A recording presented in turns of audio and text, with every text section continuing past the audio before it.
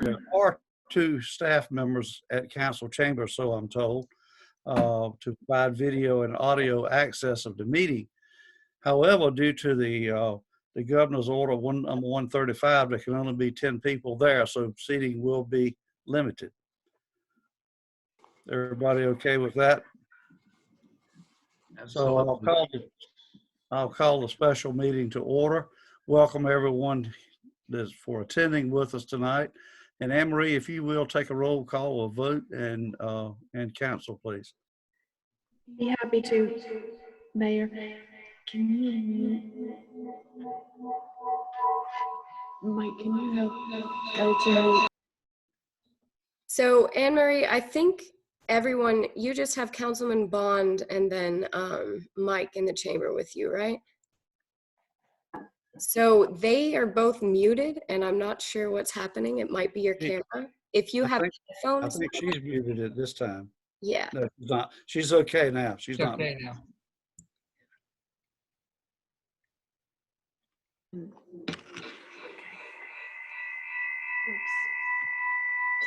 So I think the echo is coming from you somehow. Do you have headphones possibly? Yep.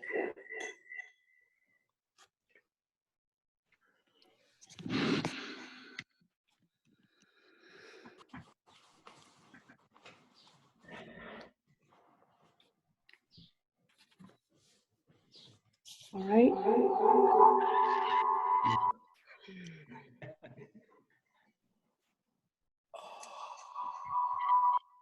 Somebody has got two systems on, because that's what my problem was when I was Echo, and I had my iPod on as well. Maybe that will help.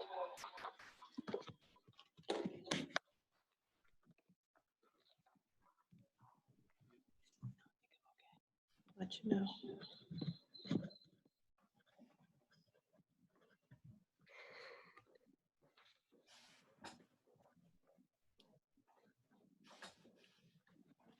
How's that? Well, not good. That got rid of a lot of the echo, I think. It did, yes. Yeah. How's that? That's much better. That's perfect. Right. So I'll try to do the roll. Councilman Poole is here. Councilman Dixon. Here. Mayor Stallings. Here. Councilman Bond is here. Councilman Miller. Here. Councilman Coleman. Here. And Councilman High. Here. You have a quorum, Mayor. Okay, thank you very much, Anne Marie. And the first item of business tonight on our special meeting is we have applied for a USD loan and a grant for the purchase of mobile command vehicle for the fire department and 3 new police cars for our police department. And Monica Thornton is with the USDA Rural Development is with us on this video conference meeting, and we welcome Monica, and we certainly thank you for your assistance and your support, and we're grateful, very, very grateful for this grant and the loan. So Monica, at this time, I will turn the meeting over to you. Awesome. Thank you. Can you hear me okay? Can hear you fine. Thank you. Wonderful. Whoever thought we'd be having town meetings by Zoom?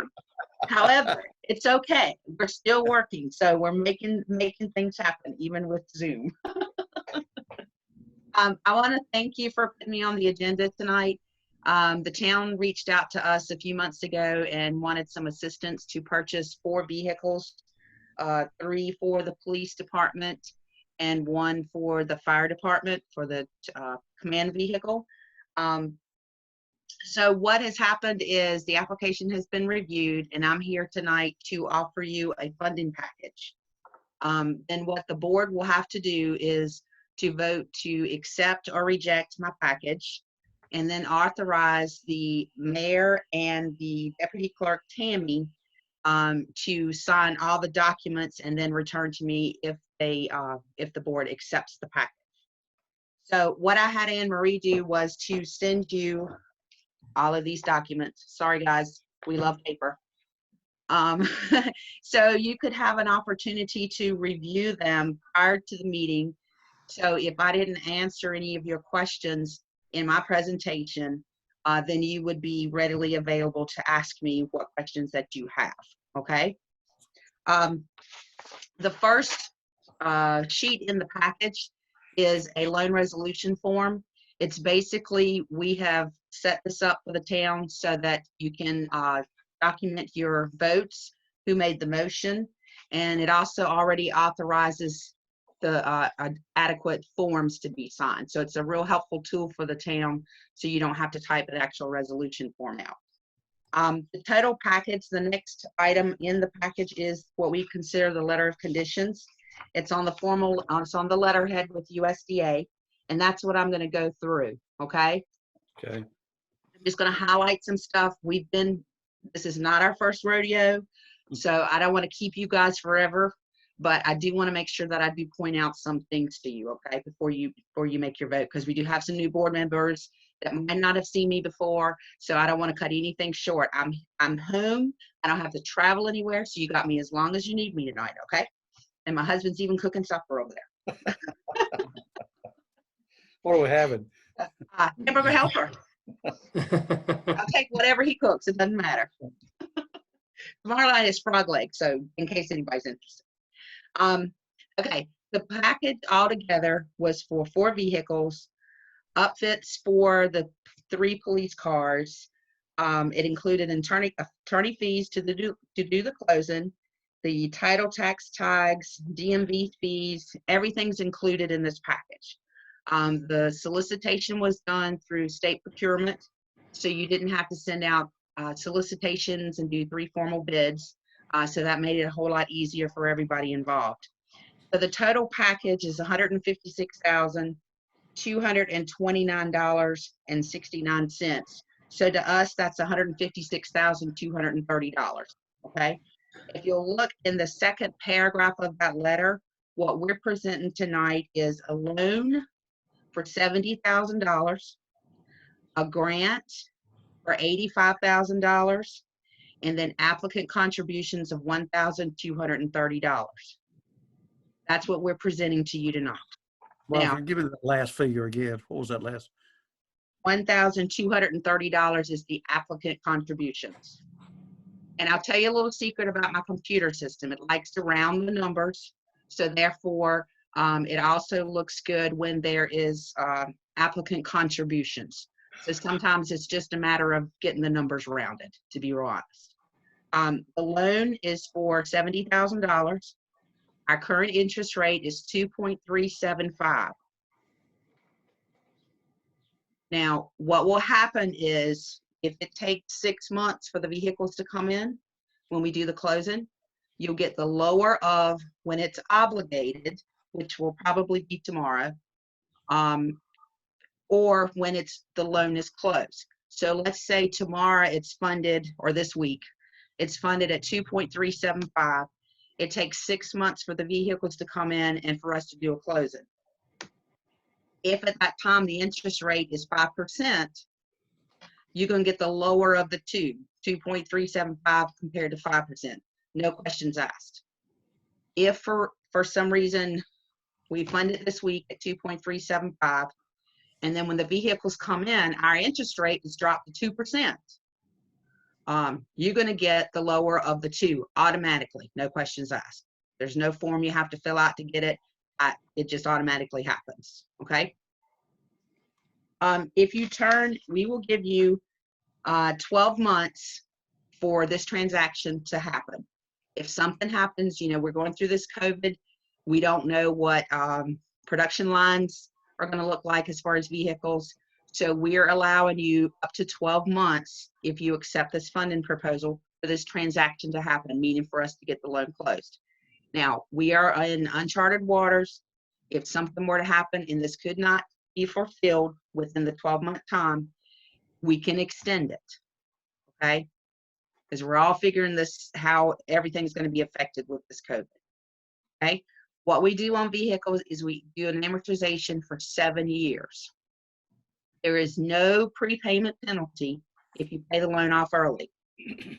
So if somebody from the town calls me and says, okay, we want to pay that loan off that we got 2 years ago, even though you amortize it for 7 years, I just say what date you want to pay off as of. There's no prepayment penalties for paying it off early. Okay. We amortize it for 7 years because in order to show that you need the grant, we need to finance it for 7 years, which is the life expectancy of a vehicle. So that's one of our justifications, because some people say, well, we don't want a vehicle financed for 7 years. We want it for 3 years. If you want me to show that you need this grant money because you can't afford to pay this whole $156,000 out of your pocket, we have to amortize it for 7 years. But there's no prepayment penalties for paying it off early. Okay? Does anybody have any questions about that? Okay, I'm gonna keep on going. All right, I'm on page 2 of the letter of conditions. Security is gonna be an installment purchase contract.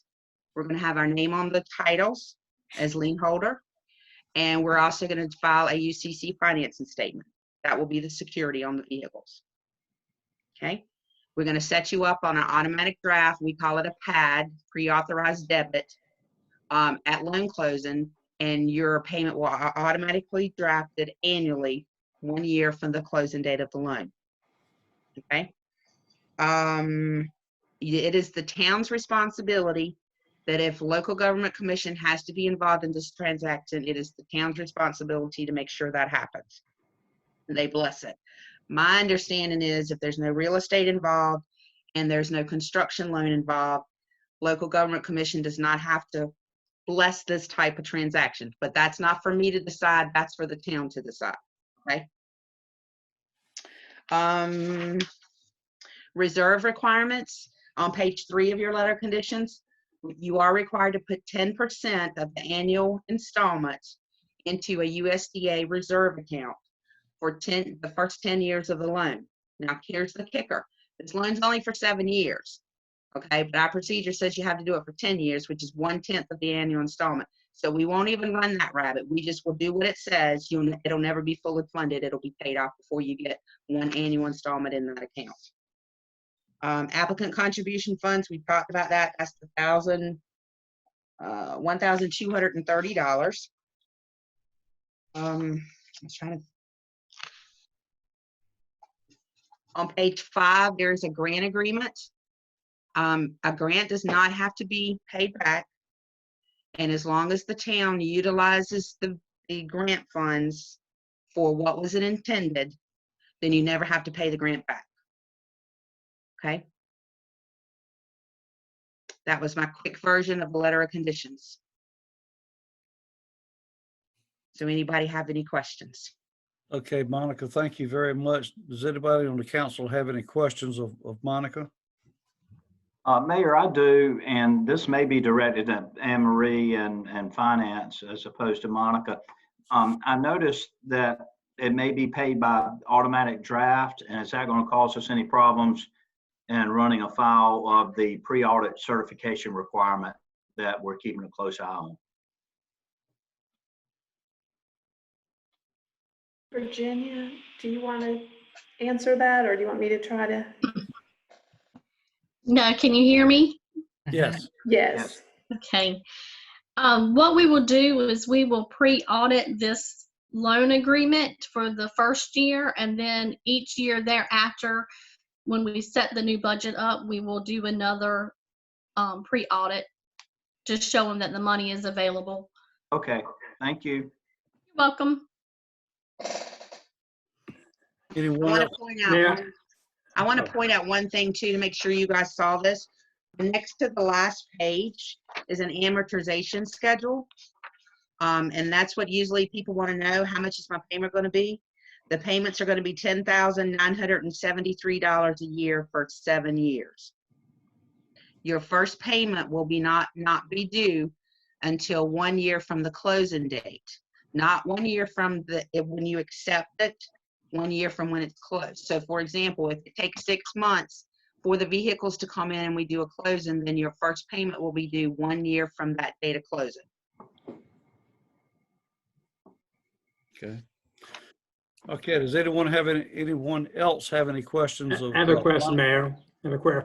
Well, with 3 new vehicles coming into the police department, does that mean we'll have excess vehicles that we can sell or use to benefit the department in some way? Chief King is not with us. I know was planning on being here, but I know that his plan is to surplus those vehicles. I don't think that, I think they're on their last leg, and we just need to go ahead and try and get the new vehicles in as soon as possible. These 3 new vehicles will really help us a lot in terms of upgrading the quality of vehicles for the department.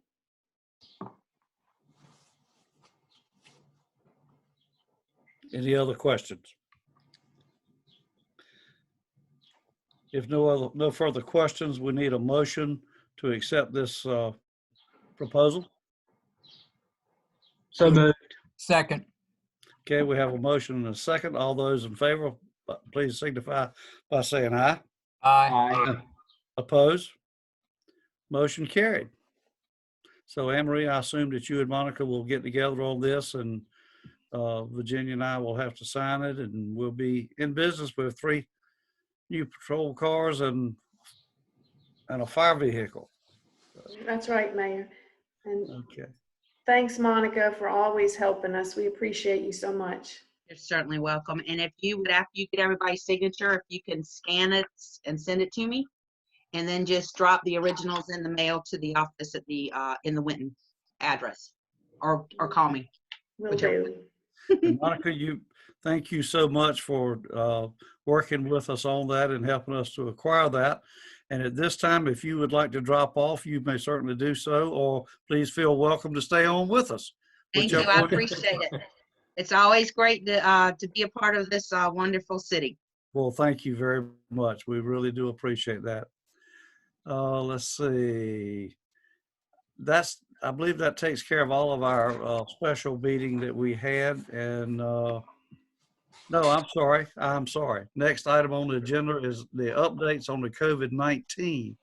And we have invited our economic development partnerships to give us updates on how the assistance that they are providing to our business and industries, and to give us their perspective on how businesses are impacted and how they're managing. We have with us Wendell from the Chamber of Commerce, Nancy Nichols with Tourism Development Authority, Jennifer Harris with Destination Downtown Edenton, and Liza Layton with the Edenton Partnership. Do we have all of those on board, Anne Marie? Yes, Mayor, all are present. Okay. All right, then we'll start with Wendell with the Chamber of Commerce. And I know it's difficult deliberating and asking questions on a video conference call. So if you would, let's save all of the questions for Wen after he completes this presentation. Is that acceptable with everybody? Yes. Yeah, sure. Okay, Wen, the floor is yours. Okay, thank you, Mayor. Can everybody hear me okay? Yes. Okay. Thank you, Mayor. Thank you, Councilman. Anne Marie, thank you, and to all the other guests that are here with us tonight on this unprecedented Zoom meeting. It's an honor to be here with you tonight to talk to you, because I know we're kind of making history. So anyway, I wanted to tell you a little bit about what we're doing as a chamber to, I don't know, fight this or help the businesses, help the community through this. I'm going to talk a little bit about some of the things we're doing, some of the things that some businesses are doing, and some of the things that are going on in the community. And I know we've got the other agencies, TDA and Destination Downtown Edenton, as well as Edenton Partnership, that's going to be talking about some different things. So I'm going to try not to steal their thunder. And since there are a few more, I'm going to try to be brief. But when things first started, one of the first things we did when they shut down restaurants is, to take out only, we created a Facebook page and we listed all the restaurants, all their menus and their phone numbers, and we pinned it at the top of our Facebook page. So it was a quick, easy reference for the public to access so they could call in orders. Soon after that, I actually saw a sign posted on Facebook in Greenville when it was reserved parking for the restaurants in the downtown area for the pickup. So I talked to Anne Marie, and Anne Marie got with Sershay and with Corey, and they were able to put some signs together, and they put out the signs in front of Waterman's, Governor's Pub, the Coffee House, and the Soda Shop. And we've got some good feedback from those restaurants that's where those parking spaces have become very valuable to them during busy times, especially on weekends. So anyway, thank you to Anne Marie and Corey and Sershay for working on that and getting that out there. Once we got to the end of the month, we started hearing more and more about the stimulus or the recovery package that Congress was working on. So we started doing some studying on that. And then when it was finally released, we were really pushing out a lot of information to our members and to all businesses in general and to the public. We talked, about the CARES Act, including the programs that were administered by the Small Business Administration. You've heard about PPP or payroll protection program, the economic injury disaster loans and the economic injury disaster advances. We pushed that out as hard as we could. We published some webinars and made it available to everyone so they could go on and learn more about it, learn the details, learn how to apply, what the processes were.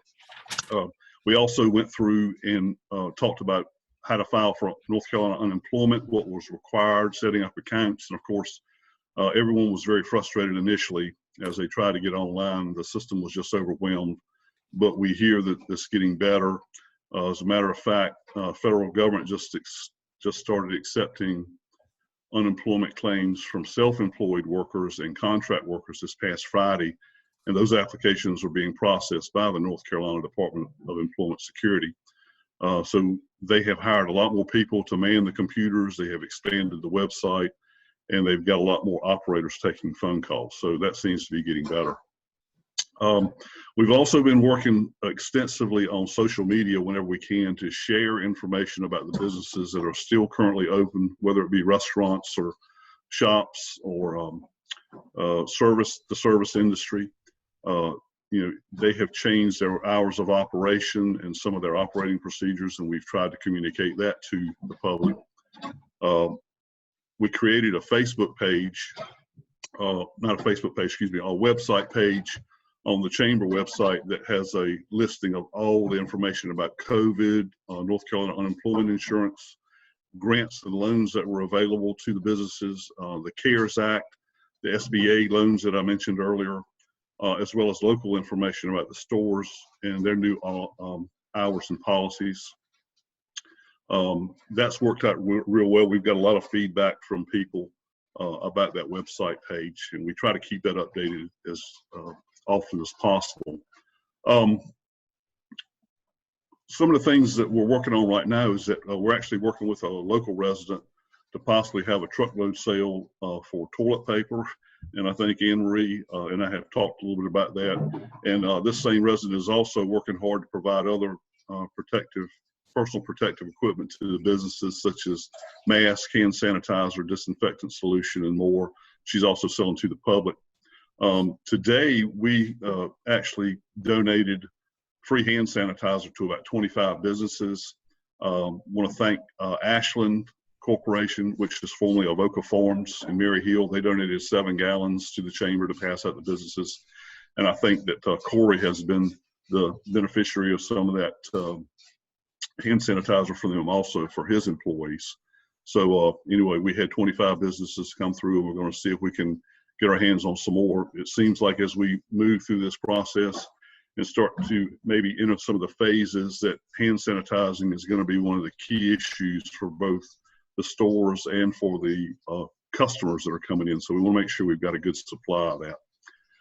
Some other good things that are happening in the community you probably heard about, or you maybe have not heard about, but McDonald's is providing free breakfast, lunch, or dinner to first responders and also for healthcare workers in the community. All they have to do is show their badge, and there's a pre-selected menu that they can choose from. So I want to just acknowledge George Taylor, the franchise owner here in Edenton, who is backing this 100%. I want to thank him for doing that. So we have several local businesses doing all kinds of different things. We have one business that's organizing a drive to collect money to buy hand sanitizers for the first responders and others. We have a great initiative that's going on in downtown Edenton that's sponsored by Destination Downtown Edenton, and I'm sure Jennifer's going to talk about that in a little bit. The businesses are being very creative in the stores by focusing a lot on more retail sales, on more online sales instead of retail. They're doing curbside pickup. They're even delivering to their customers, whether it be restaurants or some of just the small shops. So they're doing some creative things. And by the way, the restaurants are becoming quite efficient at doing takeout. So Good. they've got used to it, and they're learning that new process. We've got, of course, the Evening Cares group. Roger helped was instrumental in getting that together. The Neighbor to Neighbor program, which is getting some good press, and we're hearing good things about that. We have a local business that is donating a mass to a church for everyone that they sell. And they did an online auction here recently with portions of the proceeds going to the Edenton Food Pantry. Landlords are delaying or abating rent for several businesses here in both the town and the county. So that's good to hear. We have a local business or local company that's offering businesses a chance to participate in a project called Edenton Show on Strong 2020. And what's going to happen is this company is going to produce T-shirts for the businesses that participate. The company will sell the T-shirts to customers for $20, and then the customers will get a T-shirt, plus they'll get a $10 card back to spend at the company whose T-shirt that they purchased. So we're still signing up businesses for that right now. The deadline for that is tomorrow afternoon. And then finally, Sign Feet Shoes opened back up today. That was one of the businesses that closed a few weeks back. And they are back up and running today on limited hours. I think the hours are going to be like 10 to 5:30. So that's a good sign. Hopefully we'll see some more of the shops that are downtown open back up, as long as they're following the social distancing guidelines and the other CDC cleaning requirements and things that are recommended by both the CDC and the state. And one last thing, we heard an announcement this afternoon that the Steamers, they have not canceled the season yet, but they have postponed. The opening game was supposed to be the end of May, and they have moved that back right now till June 23rd. So fingers crossed that when we get through this, by the time June 23rd rolls around, everything is in place for the Steamers to open their 2020 season. So anyway, I just want to say thank you to the town, to Anne Marie, to town council, to everything you've done to assist us to get us through this. As well as my partners, Jennifer Harris and Liza and and Nancy, who we all still work pretty closely together, but it's a lot of emails and texts, as you can imagine right now. But I'll be glad to answer any questions or any comments from anybody. Wynn, I would like to personally thank you for the way you have kept us all informed with what's going on and your daily emails and all. You've done a great job, and I applaud you for that. So having said that, does any other council members have any questions for Wynn at this time? When is Gordman still scheduled to move in where Peoples was? Yes, if you notice, they've changed their sign on the top that says Gordman's, but we hadn't had any communications with them in a while, so we're not sure what their plans are, but we plan to reach out to them this coming week to see if we can get any idea what their future plans are. Thanks, Wynn. Any other questions of Wynn or any other discussion on that subject? Jennifer may know more about the Gordman's deal too, so maybe when she gets down to her update, she can. Great. Okay, great. All right, at this time, we'll call on Nancy Nichols, our tourism developer. Nancy, it was really great to see you back out tonight, and she'll give us an overview of our hospitality business and also update us on statewide tourism recovery plan. Nancy, the floor is yours. Okay. Thank you, Mayor. Thank you, Town Council, for letting us be here tonight. And Wynn, thank you for everything you've done. From the tourism aspect, it's a little difficult because we want to invite people to come visit. And with the COVID, we've had to share things that people can do here locally so that they realize what they have here and how wonderful it is.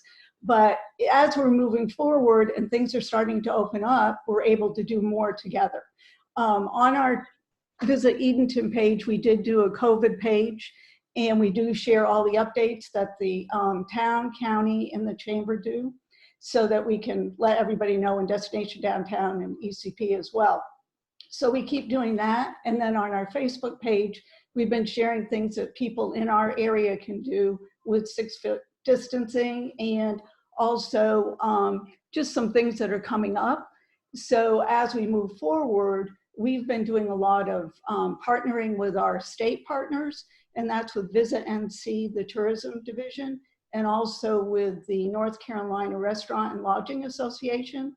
And they're doing webinars, and we're also doing webinars with Destination Development Association, Roger Brooks, who was here earlier in January. So weekly we've been doing those, and we've been getting updated information on research. And people are looking to start to visit, but they want to do that safely, and they're looking to visit closer to home. And driving, you know, nobody's talking about really flying or cruising, but more so with driving. And so I think having things in place here so that people will feel safe will give them the idea that they will come here, because we haven't been impacted like other areas, and that's what they're looking for. So as we move forward with that, we're looking at more research, and we get that updated weekly. And Anne-Marie, I think, shared with you the $20 million plan that the state is asking the legislators to put into place. And the reason for this is because we've all been so impacted by this, especially the hospitality industry, all our businesses, for us to be able to partner together and to invite people back to our areas in a safe way. And we're going to need some funding to be able to do that. We have reached out to our representatives and in Raleigh, and we're hoping that others will do the same. Some of our businesses, we've asked them to do that so that they understand how they've been impacted. And we think together we can make a difference. As we move forward, the month of May 3rd through the 9th, we celebrate every year National Tourism Week. And this year it's a little different because normally we're inviting everybody to come visit us, but we're doing it in a different way this year. It's the spirit of tourism. And we're getting together with our neighbors in 4 other counties. And we're gonna do the spirit of the Albemarle. And we're doing a Facebook launch. And we will be doing some advertising about things that they can do here and that our neighbors can do. So that even though they're just driving distance, they can still come for a day and they can enjoy all the things that we get to do all the time. We normally share things they can do, the trolley tour, they can go out on a kayak, everybody, you know, they can do historic building tours, and we do that all free of charge on Tourism Day. But this year it'll be different that week, and we'll be sharing things that they can do, but they can do it with 6-foot distancing. So we appreciate everything everybody is doing because we know it makes a difference because we're doing it all together. And as we move forward, if anybody would like to have more information about the recovery plan, they're going to be going back to Raleigh tomorrow. And we are hoping that this will be something that will take place right away and that we won't have to wait for the new fiscal year to have it happen. So if there's any questions or anything else that I can help you with, let me know. Nancy, we really appreciate your support and all that you do. I've often said that I'm your biggest fan because you do so much with so little, and we certainly appreciate that.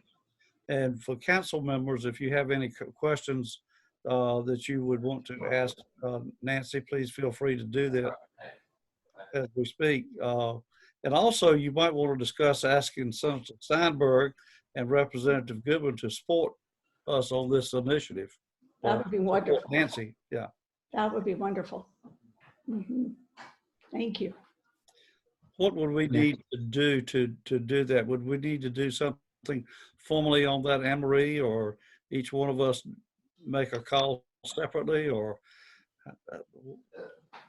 Mayor, I think if you were to get a general consensus that the council wanted you to write a letter to Senator Steinberg and Representative Goodwin, we could go with that. Okay. That would be wonderful. Thank you so much. That's a good recommendation, Anne Marie. Yeah, I'm all for it. For that, yeah. Do you need a motion, Mayor, or can you? We do, yes, Consent- please. I move that we, the town, write a letter to Senator Steinberg and Representative Goodwin. I'll second.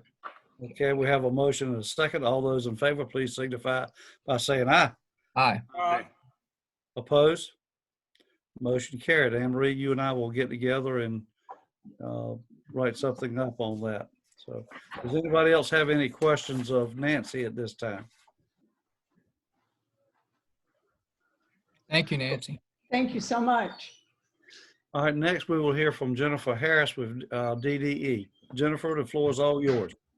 Thank you, Mayor. Thank you, Council. I'm so happy to see everybody's faces. I tell you, it's kind of lonely during this time, but happy to be here tonight. And thank you for caring about the business community, particularly downtown.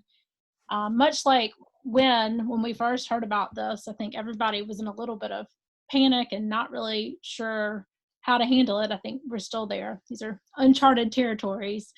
The first thing we did as far as DDE is we really made a big push with Facebook and did a link with all of the downtown businesses that have an online presence and websites, and really encouraged people to continue to try to shop online as much as they could. Some of the businesses have remained open. Some felt that they needed to close so that their employees could file for unemployment. I was happy Sound Feet is open back up. That's great.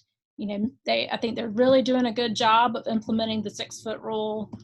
The ones that have stayed open, the restaurants just amaze me. I mean, they really have just taken this and they've run with it, and they're doing a great job with their takeouts. And I keep hearing all these wonderful, wonderful stories about just how kind this community is and how businesses are stepping up and getting takeout for their employees, and different organizations are buying in bulk and sharing the love, if you will, downtown. And I think so many people are really trying to do their part.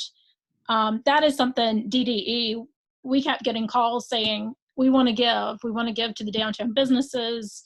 How can we help? How can we help? So the Destination Downtown Board of Directors worked hard to really come up with something that we thought was feasible and fair for the downtown merchants and businesses. And we've developed the Coronavirus Business Grant Assistance Program. And many of you have already given, and Mayor, thank you so much for helping lead that charge. We were able to fund 12 grants last week, $500 each. Since then, we've received 10 more applications. We currently have enough money to fund 7 of those 10 applications, but I have faith, and I know we're going to be able to do it. The downtown businesses have been so grateful. I mean, several of them have been in tears, just blown away with how much this community loves them and appreciates them. So I really appreciate everything y'all are doing to help us with that. Like Wynn said, you know, we are constantly pushing information, whether it be about SBA or PPP. One of the merchants said to me, I think I've gotten so many emails between all of you. You know, there's just so much information. A lot of them are overwhelmed. So Anne Marie's really helped in getting us some personal contacts that can sit down with folks. I know a lot of the businesses have reached out to their local bankers, and they've been able to walk them through a lot of the process, especially for the SBA. But I feel like, you know, like I said, this community really is going to step up and help. And I feel confident that everybody's going to be okay. But again, thank y'all for your support. Thank you so much, Jennifer, for all that you do to help us. And I'll ask at this time, does any of the other council members have any questions for Jennifer or statements to make or whatever? Mayor, just one question.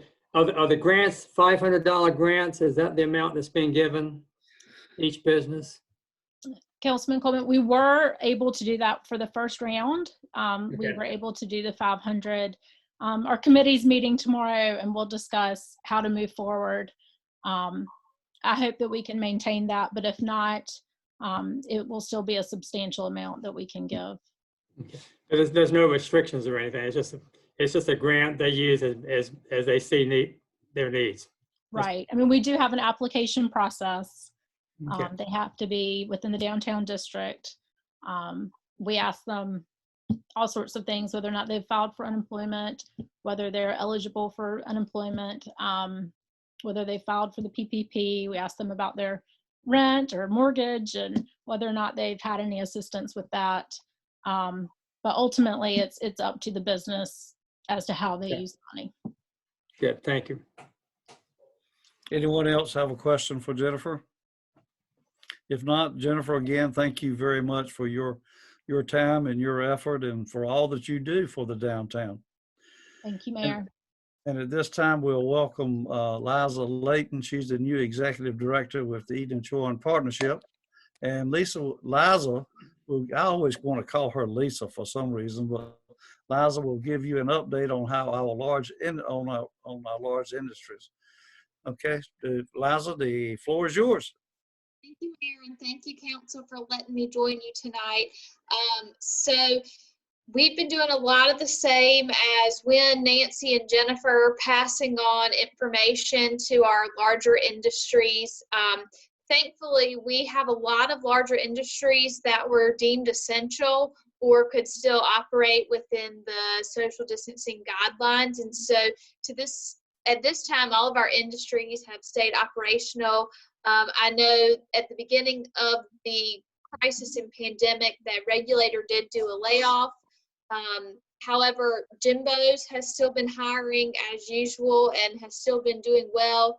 And Nebraska Plastics, our newest industry, has also been up and getting their factory ready and getting folks ready and in to be hired and start work. So we're really fortunate there with most of our larger industries that they're able to continue to work. We've been passing on information on PPP, small business loans, all the resources that are available. On the economic development front,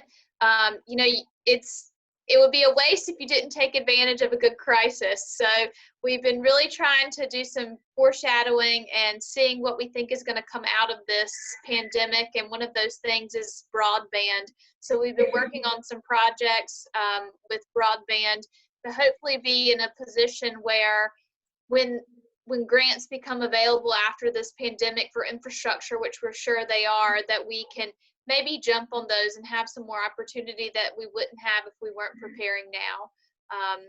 Edenton is also a certified retirement community, which ties into Retire-NC, the Department of Commerce, and closely with tourism. So we're working on some projects with that as well, as we know that there are a lot of folks who are going to want to move south into more rural communities after being stuck in larger places and cities during this crisis. So a lot of good work coming in the downtime. And our businesses are still doing what they can to survive and to stay thriving. So I appreciate you guys having me on tonight, and anything I can answer, I'm happy to. Liza, thank you very much. Does any of the council members have any questions of Liza at this time or comments? I have one question, Mayor. Liza, I know your curve, but everywhere I go, people are saying, this really points out our need for a second grocery store. Do you have anything that I can say to people in a hopeful way when they raise this issue? So, that's always a project that the partnership's working on. It's been one of our priorities for years, way before I was involved in this. And before the pandemic, Anne Marie and I and the mayor had made some contacts, and hopefully we're going to go try to meet with some of the Food Line folks and see what their intention was with the old store. And that has obviously not been able to happen with this pandemic. So we have feelers out as far as we can have feelers out. I tell people all the time when they say something to me, I have to shop at the same store. We all shop at the same store. We understand what you're going through. So we're putting our feelers out, and it's always a project that's on our priority list. Lisa, you know that's a social hub in town. That's right. That's right. Any other questions or comments to Liza at this time? If not, I'll call on Anne Marie for an update on how the economic slowdown is affecting the town's finances, as I'm sure it will be for sales tax and tax revenues and this type of thing. So, Anne Marie, I'll call on you at this time. Thank you, Mayor. I wrote to you all this weekend in the management report about how, and I'm sorry, are you getting feedback still? Just a little, yeah. Let me turn my mic down a little bit.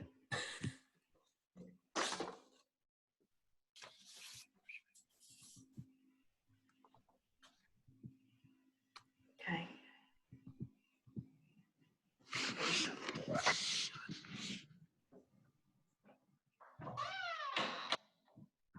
That'll be better.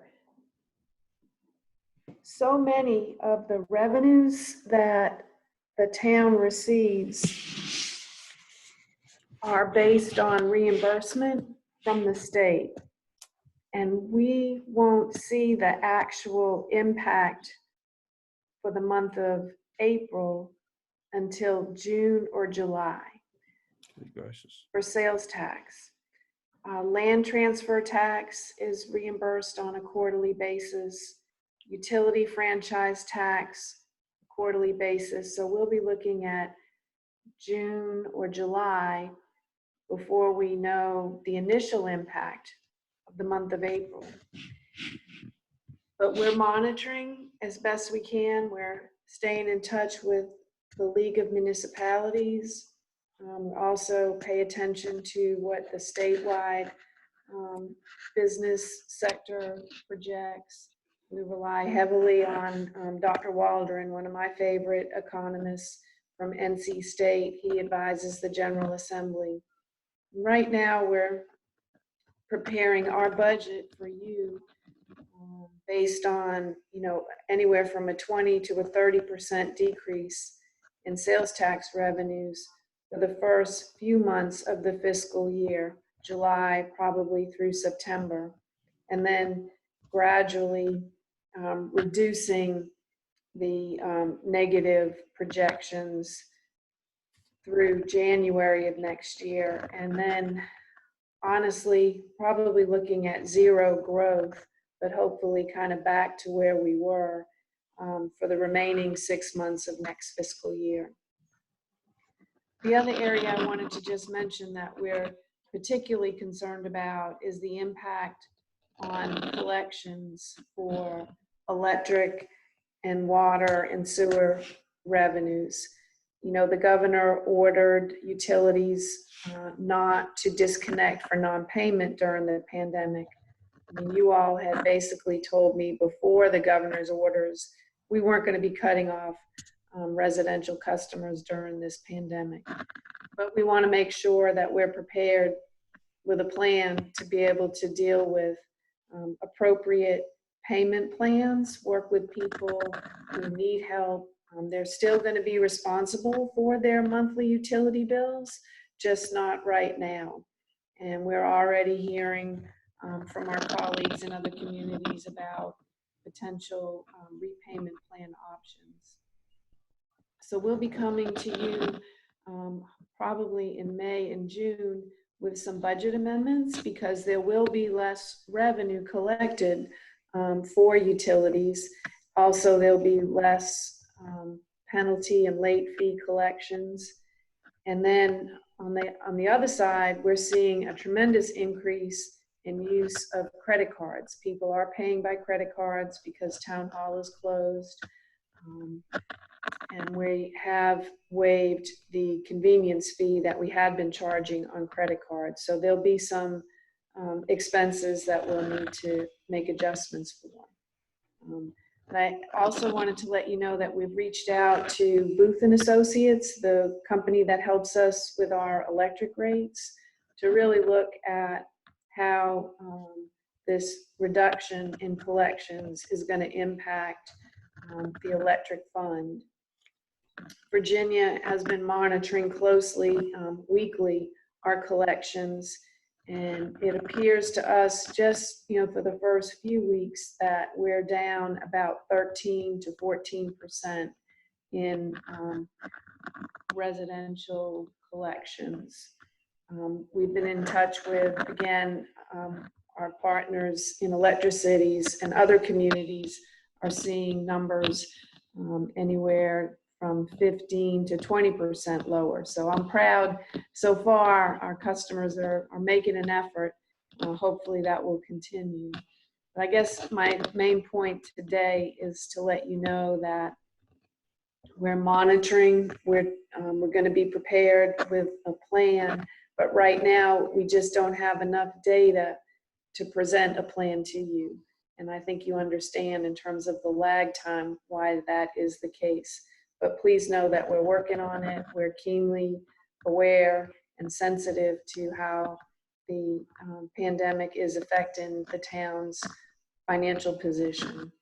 And we'll be in touch with you soon, hopefully after April 30th. We should have a full month's worth of data to make some recommendations to you to adjust this year's budget. So happy to try to answer any questions, Mayor. I know it's a lot to absorb. Yeah, thank you, Anne Marie. Does anybody have any questions or comments to Anne Marie on this? Okay, if nothing on that, Anne Marie, I'll ask you if you will to maybe give a couple of comments on the statewide versus the regional on the governor's stay-at-home order. Is that something you could comment about a little bit, or? Well, yes, Mayor. I know several of you have talked to me about concerns or just questioning, not questioning the metrics of the governor's plan to reopen North Carolina, but kind of questioning does one size fit all? The plan is based on metrics and conditions improving, but that's based on statewide data, based on statewide COVID positive cases, based on statewide hospital beds.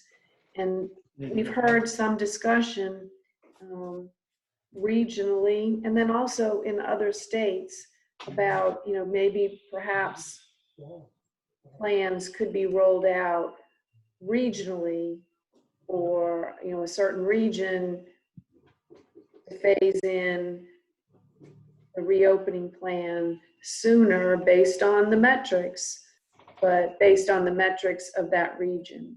And I reached out to the health department today, and I'm going to reach out to my colleagues, certainly Kevin Howard, the county manager, who I have great respect for, and then the other managers in the region, and talk with them. But right now, I think it's too early to make a push for that. Again, I think the governor's office and then our own regional health department is going to be looking at the data these next few weeks, and then trying to make informed decisions. But I guess I just wanted us to be aware that we may want at some point to ask for a different look from the governor's office.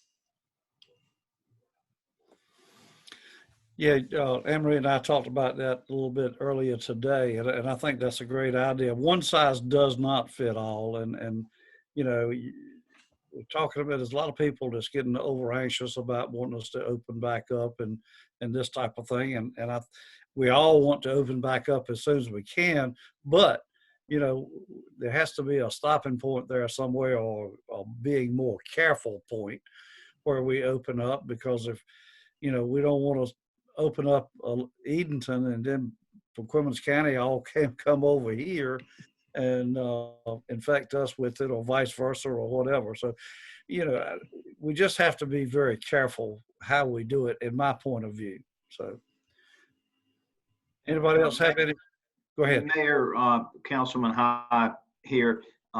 Yeah, I get all of that, and I would just ask of you and Anne Marie that we continue to keep that issue and continue to keep that thought process in the forefront. I'm hearing a lot of concerns and complaints, and I certainly don't want to reopen too early. But I'm just hearing a lot of complaints that we're being treated the same as New York and Charlotte and Raleigh. And we hear about the metrics, and the metrics don't seem to support us being treated the same as some of those other places. So I get that it may be too early, but when we recognize that, I don't want to put that issue on the shelf. I'd like for us to continue to talk to other area county managers about it, talk to the governor's office about it, talk to Mr. Steinberg's office about it. I'd like for that issue to stay in the forefront. And it will. I assure you that it will. But we just, I think everyone will agree that we need to open back up as soon as possible, because some of these families are hurting. People that can't work, and waitresses and nail salons, and these ladies are really having a hard time with not being able to go to the beauty parlor. But that's one thing, that beauty parlors and barbershops and this type of thing, they could open back up and, make appointments and have one person in there at the same time and all. And I agree. I couldn't agree with you more, but we just need to do it systematically and carefully. I think we're all hearing those same comments and same questions about it. So does anyone else have any input into that? Yeah, I don't like the idea of the restaurants opening up and people crowding in the restaurants. For me, I don't have to do that because I don't like it. I'm doing fine because I'm getting most of my meals at home now. So I just hope they be careful, because until they get a medicine that's going to cure the disease, I just think people are doing a lot of talking. Yeah, and that's a good point, Councilman Poole. And the thing about it is, if they do open things back up, we still have the right to stay home and stay safe ourselves, so we don't have to get out there and get in amongst them all when they do open up. We have that right. We can still stay home and eat dinner at home rather than go in a crowded restaurant.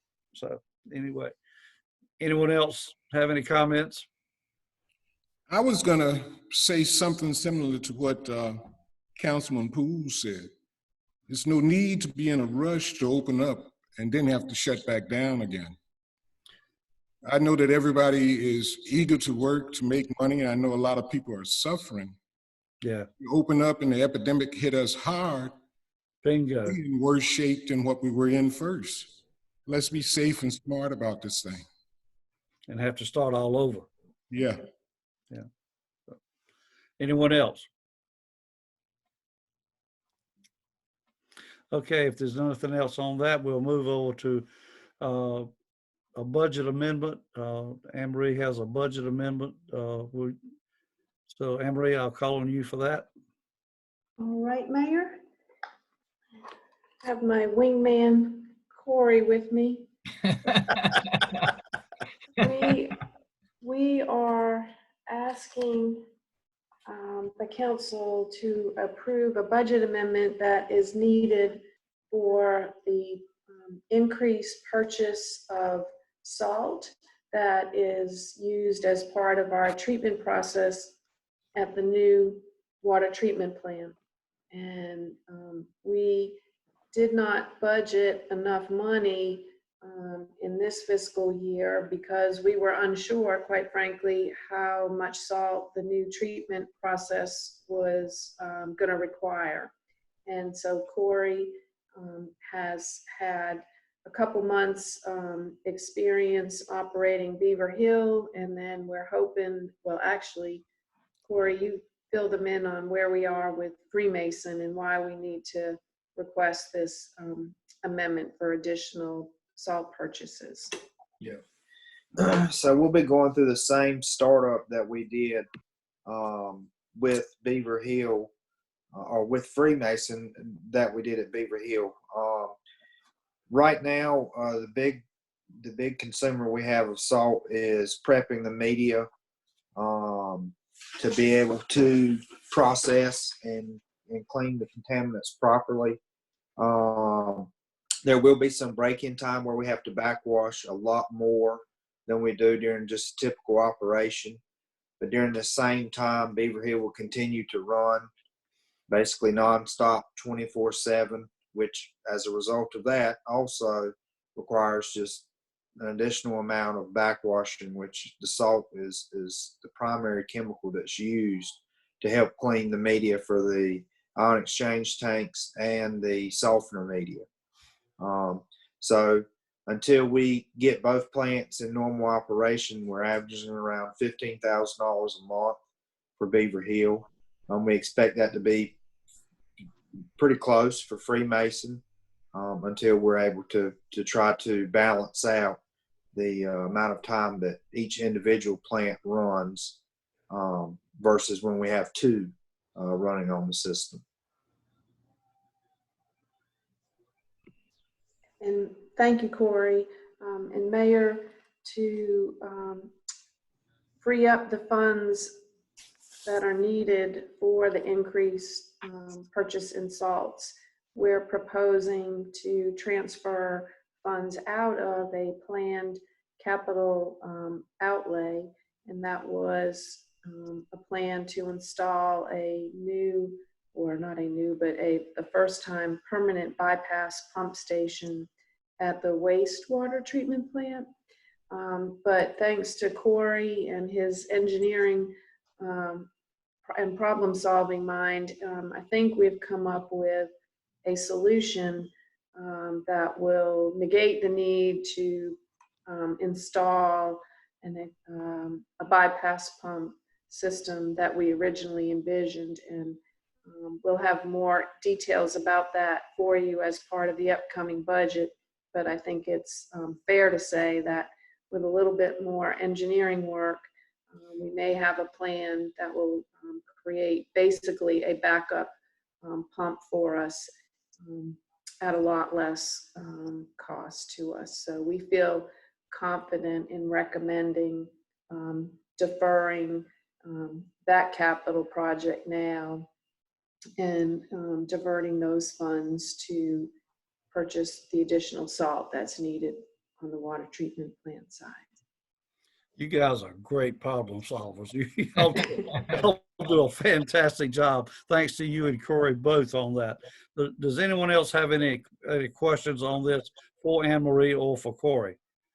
Mayor, I have a question. Are we saying that from now on, instead of $40,000 a year, it's going to cost us $80,000 a year for salt, or is this just a temporary increase till we get everything working? Right now, this is a temporary increase. Now we will see some higher than use for chemicals and salt going forward in the future. One of the things that we're going to continue to work on is the process improvement for when our backwash cycles actually regenerate. We really haven't had the luxury of doing that till these plants have been on and able to sustain where they're able to cycle on and off. We should be able to start troubleshooting more once we get the Freemason plant online. But at that time, there will be some improvements that have to be made at Beaver Hill with some of the SCADA systems. So it will be down temporarily, and we'll run the Freemason plant just like we have for Beaver Hill, where it'll be 24 hours a day, 7 days a week until we make the necessary SCADA improvements.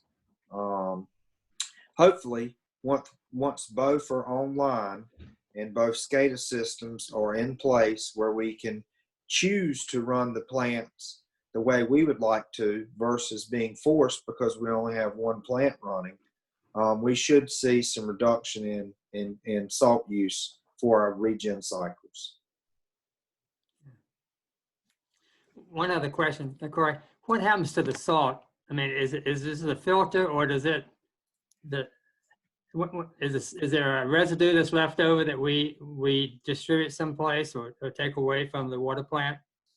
So one of the things that we do, so the salt actually backwashes the media, and the media, we have a discharge permit for both plants as part of the permit, and that's actually discharged.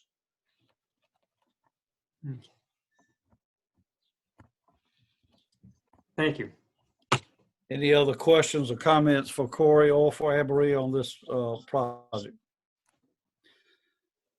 If not, I would ask for a motion and a second. All those in favor, please say, excuse me, I'm sorry, I need a motion first.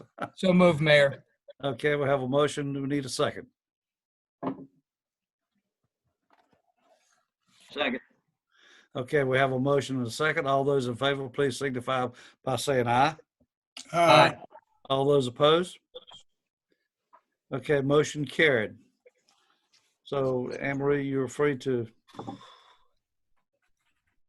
shuffle your money around. The next one is a budget transfer for a water and sewer fund capitals project. And Anne-Marie, I'll call on you for that. Thank you, Mayor. Is that Thank what we you. said? Okay, the next action item is a request, and we had written to you all about this several months ago, that a piece of equipment that should have been included in the USDA water treatment plant project was not included, and that is a approximately $44,000 piece of equipment that helps to, or not helps to, but does analyze the TTHMs. And you know, our project was all about changing the water treatment process, and then to reduce the amount of TTHMs that are in the water. And we've been successful at that, but it requires, it's not just boom, you know, no more TTHMs. There's a lot of chemistry involved. And right now, the only way that we can measure the TTHMs is to take a sample, drive it to Greenville, drop it off at the lab, wait for the results, which usually take, Corey, anywhere from 5 to 7 days. Yeah, anywhere from 5 to 7 days. 5 to 7 days. But there is a machine that's available for operations like ours that can analyze the level of TTHMs in a matter of minutes, maybe like 45 minutes, Corey, to an hour. Yeah. And we have been fortunate, our friends in Dare County have allowed us to bring samples there, so we get instant readings, and we can tell, you know, whether or not we need to make adjustments. And so we're down to the last bit of money in the water treatment plant grant. We project there's about $10,000 left in that project, and we would ask that you authorize us to use those funds plus an additional $35,000 that we had targeted in the water budget, and we were very hopeful last year that we would be able to initiate a project involving automatic meter reading for the water system. However, with all that we've had going on this year, we were not able to get to that project. And Corey reminded me when we identified funding, he said, now, you know, I still want that project. I'm still high on that project.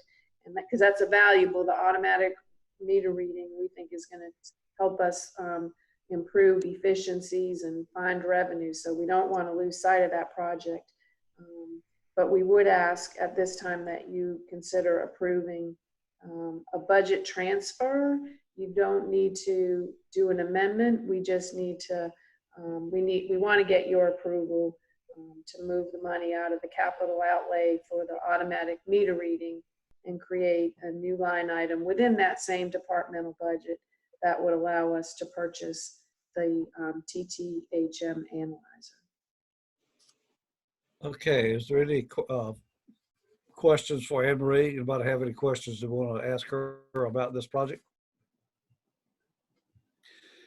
If not, could I have a motion to move forward with this budget transfer?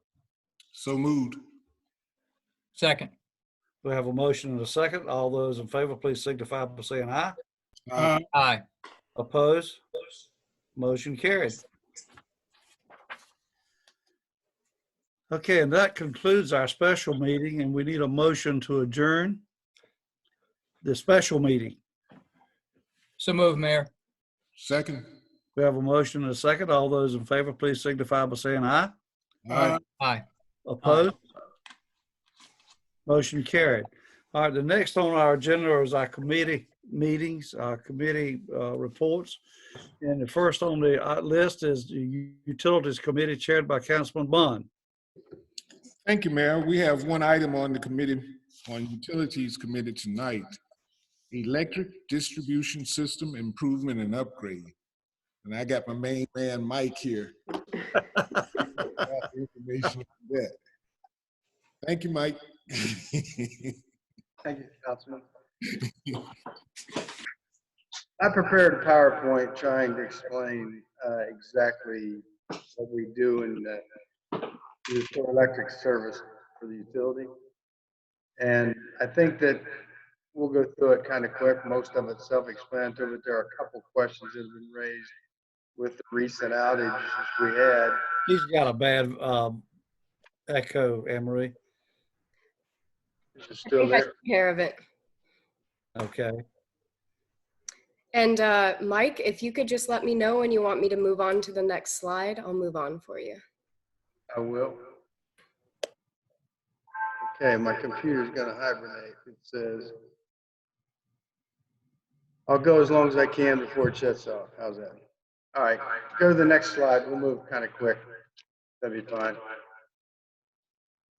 All right, in the event of a storm, our crews go to work as soon as it happens, immediately. We keep in mind that safety is first, and our first step to everybody is we restore as many people as possible.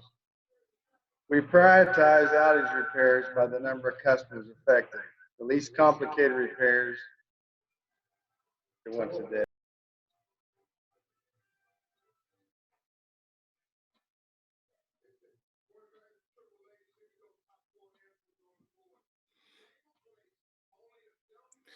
We lost him.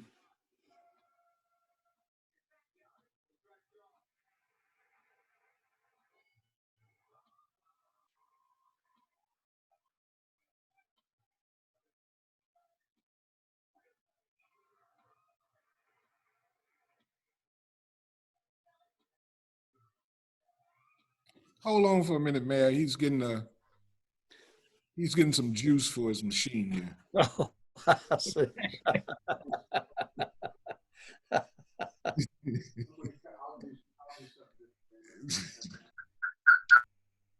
At least he knows where the juice is coming from.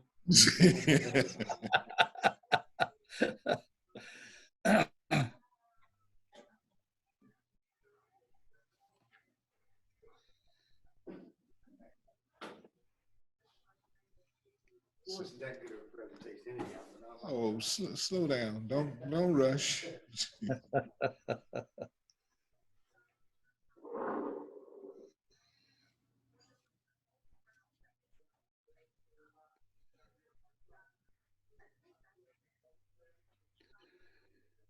Now, Pro Tim, you got your computer set so all we can see is the top of your head. That's all we can see. What are you talking about, me? Yeah. Oh, I didn't want you to see the rest. As long as you was... Well, it was working. Trying to hide. Nah, where I was sitting in the chair, I was laid back. Just chilling, right, Councilman Bond? Just There you chilling. go. There you go. That's what old men do in the evening time. And a few other things. I ain't going there.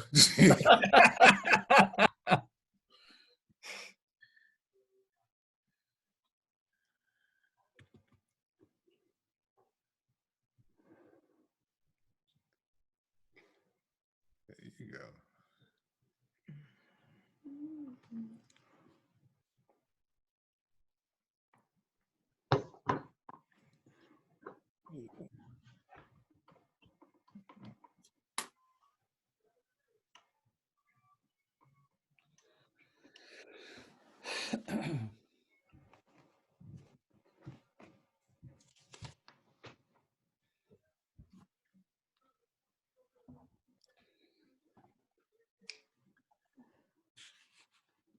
Huh?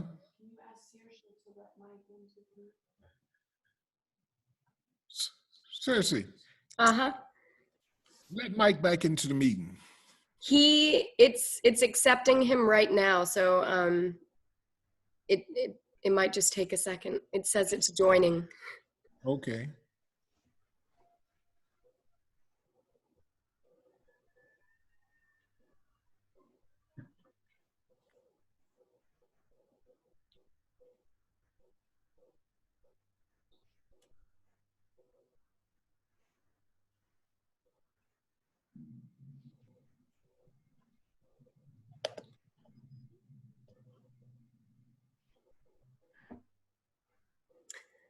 So it's still joining.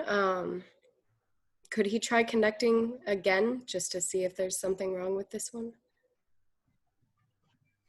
Or just to see if it'll work better and it's being slow. Okay.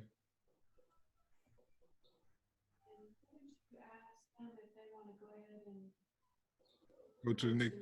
Mayor? Yes, sir.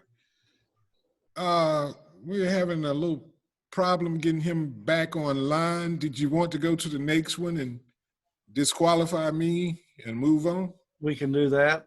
Okay, we'll give him a few more moments. We'll skip over to Public Works Committee, and that's chaired by Councilman Miller.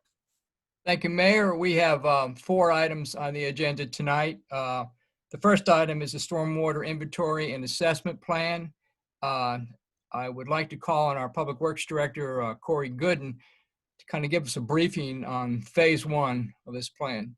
Corey, could you kind of fill us in, please?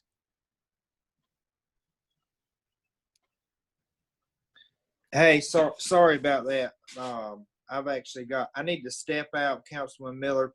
2 of my own call guys here. I got a sewer issue I need to run. Okay.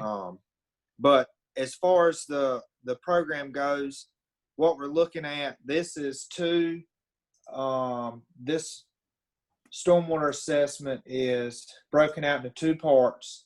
We picked the smaller of the 2 to begin with, to get an idea of what type of results and what type of final product we were going to see.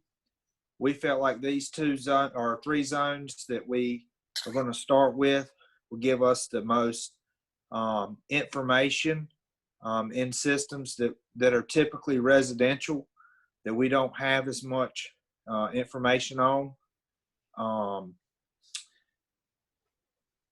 And this would be what we would call phase 1 of this stormwater project, to help us identify in areas north of Pembroke Creek, and as well as out in the zone 50 towards the old Hertford, Tyler Lane area, where we have some of our older residential systems that really need some evaluation, and that would be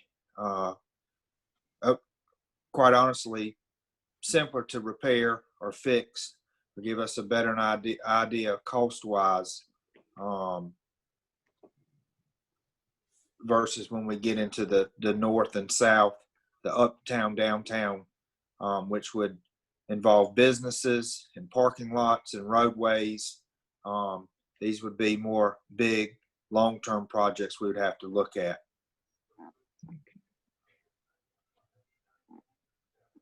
Mayor, I believe this would take an action. This phase 1 request take an action.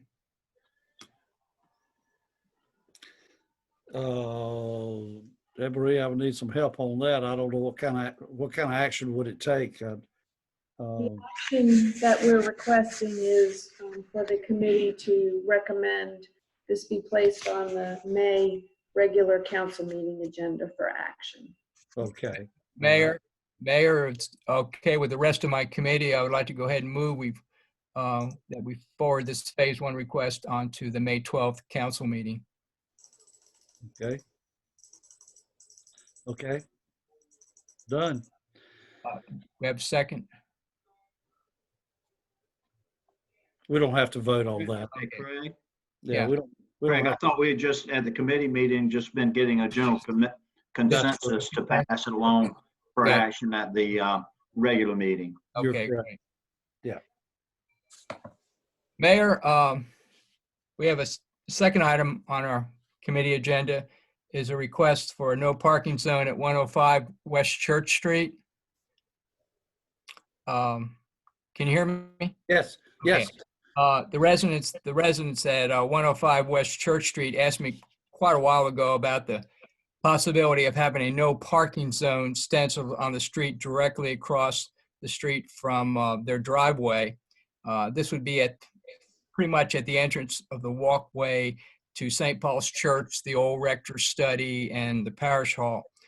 We have a lot of tourist parking going on right across from this residence driveway, and we have a lot of activity going on at St. Paul's. Not quite now because of the health crisis, but when this is over, it's going to go back to being heavy. And they have, with all that parking in the designated parking area, they have difficulty backing out of their driveway sometimes without hitting a car. And I think this is a reasonable request on their part. Their neighbor at 103 West Church has a no parking stenciled across from their driveway, and that's at the other entrance to St. Paul's Church. So I'd like to go ahead and make a motion that we forward this on to the council, full council. It doesn't need a motion. It just, No motion, just forward it on to council. yes, correct, yes. Okay. The third item is a request for slow children at play sign at the 100 block of East Freemason Street. A resident living at the 100 block of East Freemason has observed motorists on many occasions driving recklessly around the Griffith Park recreation area at Oakham and East Freemason Street, where kids are congregating, they're walking, they're riding their bikes through, getting ready to go into the playground area.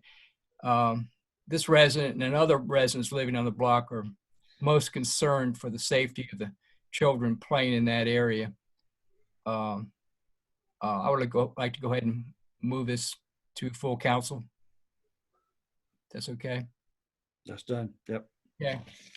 And our fourth item, resolution grant application, accelerated bicycle and pedestrian plan.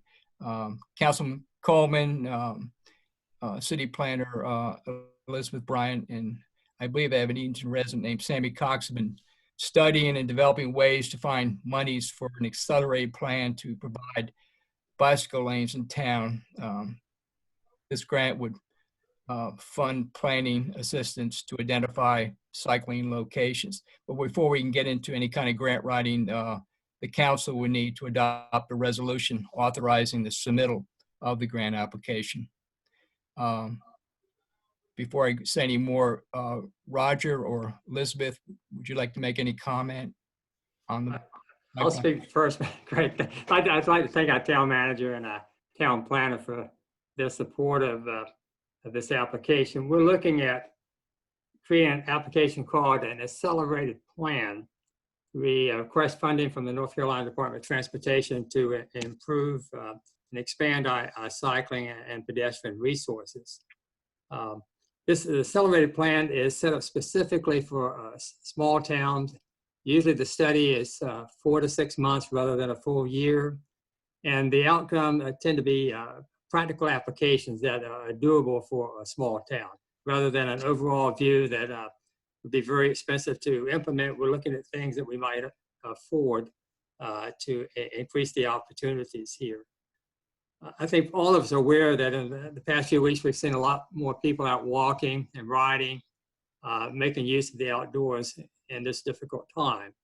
We're hoping that's going to be the new normal, that people are going to continue to do this in the coming months. We want to be prepared to serve that need.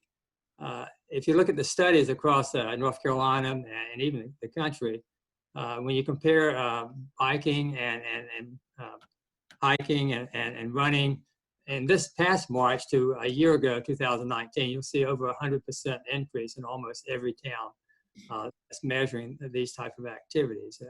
We think increased opportunities will attract tourists, provide more services to our residents, not only provide a healthier town in terms of physical health, but also deal with the environmental issue of reducing motor vehicle traffic. An interesting statistic I came across is that a lot of people are fearful that cycling might be dangerous. We found that over the past 5 years, there's been one accident reported in Edenton, an accident involving a motor vehicle. There have been 12 pedestrian accidents. So we wanted to really build on our heritage and increase the opportunities and get more people outside taking care of themselves and taking care of our environment. So appreciate the council's support of this, and the hard work goes to Elizabeth, and we'll back her as much as we can. Question. Yeah. What areas are you looking for to put the cyclists and pedestrians? You know what I'm looking at, and I'm glad you asked that question. Here's mine. I would like to take Old Hertford Road, cut off through traffic on Old Hertford Road, and make it bicycling and walking as part of a roundabout way of circling the town. What do you think of that? I think you're going to have trouble there because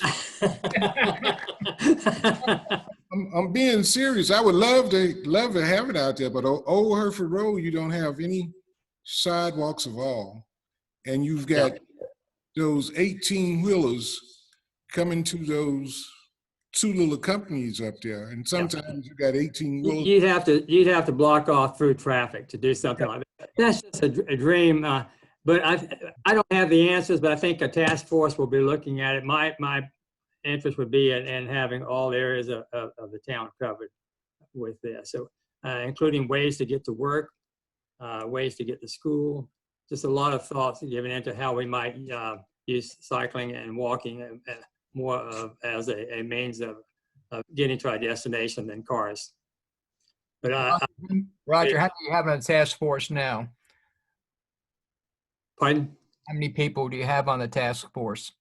We have Sammy Cox and I'm sure that there's some people that are required from various government agencies, but we're interested if you have some ideas of people who might be interested in cycling or walking to certainly get in touch with Elizabeth and give her their name so we can begin to put together a task force. Yeah, we've got quite a cycling group here in town. I think many of them would like to get on that task force. Yeah, that's the proposal will depend a lot on town support, showing that there's an interest in town. So I think at this point, I believe a 12-member task force could easily be put together of community leaders as well as people interested in cycling and walking. Elizabeth knows more about this than I do. She has all the details.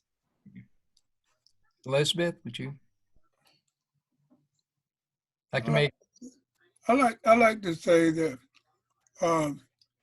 we got a pot full of commitments right now, but we need to put that on the agenda that these streets that don't have a sidewalk and just one way, two ways, streets with the heavy traffic need to be on the agenda at some point or another to be figure out how to put a sidewalk on these streets that you can't ride a bicycle. Some people are not going to slow down. You're right.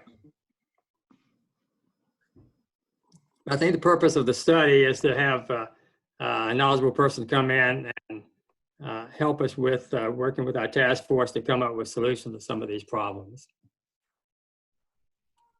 And the town commitment is 10%. So we're talking about 10% of either 25,000 or 35,000.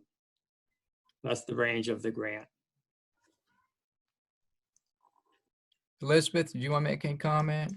I would just like to say that I think it's a good opportunity for us to review some of the existing plans that we have that are a bit older, and maybe cull from those plans, the sidewalk plan, the pedestrian plan, some projects that we should prioritize, and hopefully the end product would really be something that we can take and perhaps even say a project every 2 years that we're going to target, and work our way through a list of high priority pedestrian and cyclist friendly projects.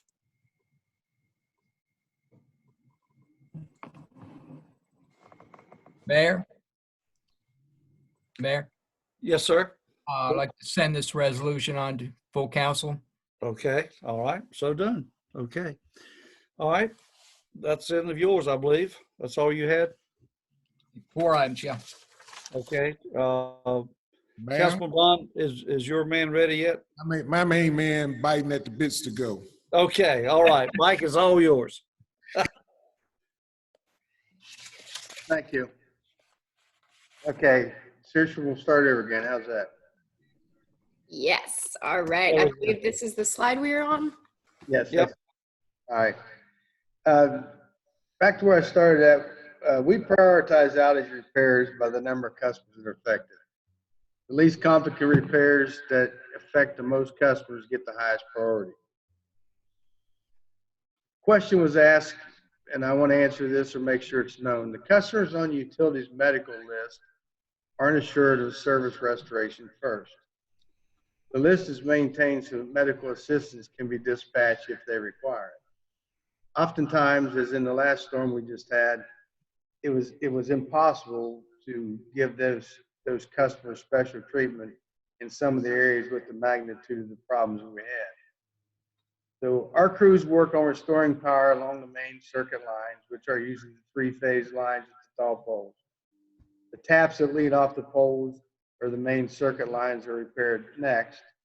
And finally, crews repair individual service lines to homes. They're generally the last because they're usually individual. As the total numbers come down, each fix restores a progressively smaller number of customers by the way we attack it. Next, seriously. The next slide is going to show how the distribution and where we're at.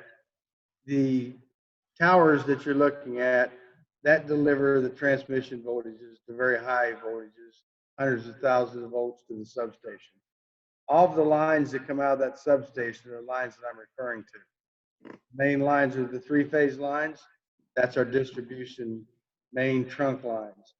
All the taps that come off of them, the single phase and sometimes 3-phase lines, are identified as secondary lines. So we want to get the main lines on first, then we go after the residual parts of these things to get it back on, which I'm going to show you here just in a couple more slides, a couple items that we've incorporated and other ones that we're going to incorporate to enhance our system to make this recovery much quicker and more efficient. Here's the next, please. Okay, oftentimes homeowners are responsible for repairing the equipment, wires, and interface at their home with our system, such as a service entrance. A licensed electrician will often be required to make these repairs. We are not licensed electricians. We are linemen, and the licensing and the inspections that are required for the safety of the general public are very important to us. We make sure that that has to be done. But also be assured, all employees work long hours during outages, and they too want the power on as quickly as possible. Safety and well-being is concern of our employees and the utility. Next one, please. Here's a quick snapshot of what we do if your electricity goes off. First thing you do check your fuses or circuit breakers. Then check your neighborhood to see if determine if electric is off to all in your area. Then call the electric department and report the outage. Your name and phone number, location, the address of the service, any information that you have pertaining to the outage to help Edenton Electric personnel locate the problem so power may be restored quickly, meaning a loud bang, a loud boom, something that you noticed it being at your house. Our first goal in restoring power is safety to the public and to our crews. This is accomplished by locating down lines in damaged areas and making sure that the power is off to that location. This is where we isolate it. Next one, please. We generally rely heavily on our customers. We are moving into an area that we're going to start getting devices that will report to us to allow us to know where the power is off and what happened first and what happened second. So when customers' phones say they have lost power or one of our crew spots and reports an outage, but during storms, widespread outage can occur across many miles almost at once, and the source of the problem may be difficult to find. This is where we don't have an answer to a quick response or a quick question of how long is it going to take, what's causing the problem. Oftentimes, it may take a couple hours to assess the problem and identify the area causing the problem. But once it's pinpointed, the equipment and personnel needed to make the repairs are determined. Crews are then dispatched to make repairs. Obviously, the bigger repairs take everybody we have. The smaller repairs that we can get on quickly with the minimal amount of effort, that's what we shoot for first. And actually, the phrase more bang for our buck is what we're after. So during a storm and other severe weather, down power lines create hazards. Always treat the down power lines if we're live, and remember that any contact with the power line is potentially lethal. It may be laying there dormant, but it can still be energized and have an adverse effect at any time. Next one, please. This is our newest device that we've incorporated.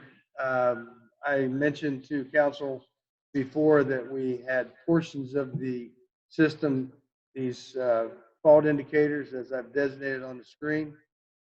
The source of the power is coming from the red arrows, and the fault indicators are placed on there to show us that something that affects the power being off past them, away from the source, they will flash. This was very important the last time we had the outage. We had 3 feeders off that the Monday storm, and very quickly one person could assess by stopping at about 5 locations on the feeders to see if there was a problem or not a problem, whether we had to get it. So we basically got it on very quickly after we determined. I'll give you an example. The Highway 32 circuit goes forever. We could assess very quickly in 5 stops that none of them were flashing, and it was caused by another event. So we could turn the feeder back on, restoring service to all the customers in that area. Next one, please. Here's a picture of one of the LED fault indicators. This is what we have on the line. I've got an arrow drawn to the LED light location. That is a red LED. If there's a fault downstream from that, that LED light will flash for 4 hours, and it will indicate the area that's caused the problem. Next one, please. Here we have them in 2 locations. This means that we've got the source coming from the bottom of the screen, basically up, and both of these are looking at areas of the line, basically protecting to show us if that was the cause of the problem. If it is, we can isolate it and get the rest of the feeder back on, and then fix the problem after we get that part done. Next one, please, Steve. This is what an LED flashing looks like. This indicates if there was a fault down from it, and we need to be aware of that and isolate that portion of the line so we can energize the rest of it safely. Next one, please. Okay, when the fault indicator is placed in strategic locations, the entire overhead or underground feeder can be controlled quickly and problems can be identified and isolated. Obviously, this expedites the restoration of service to areas. Moving forward, we'll be incorporating additional types of devices to help minimize outage areas and help protect the electrical system for more reliability. Next, please. This is a fuse cutout. This is a one-time device.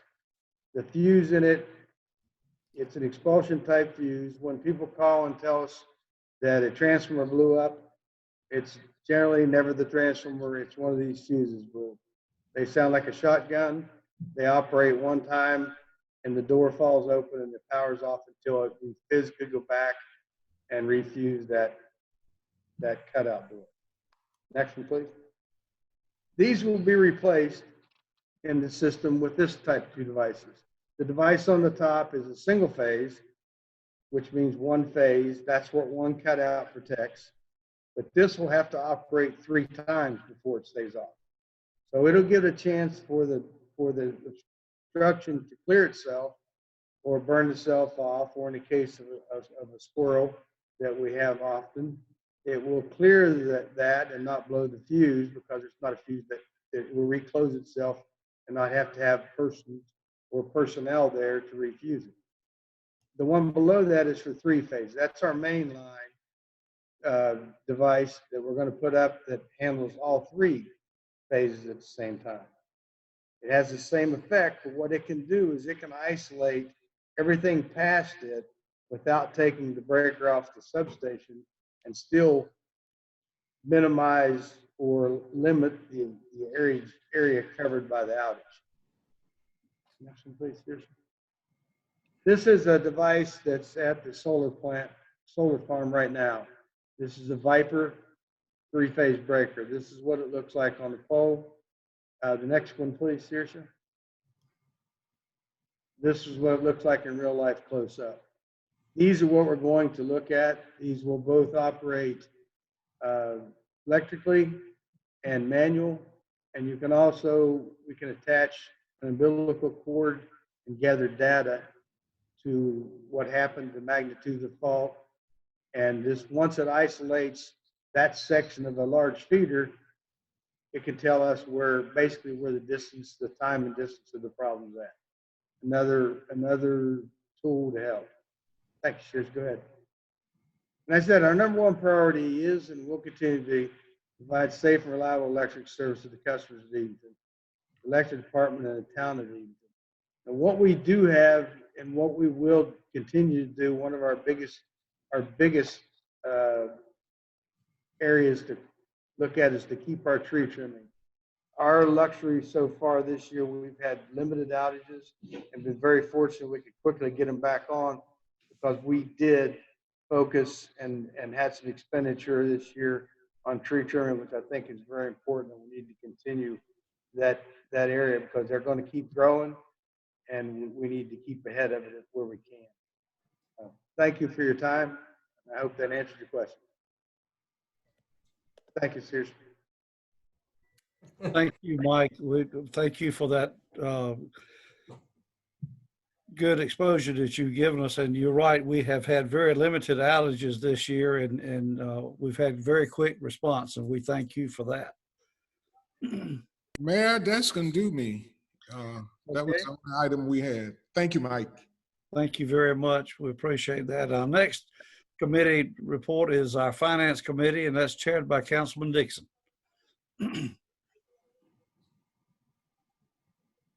Sambo.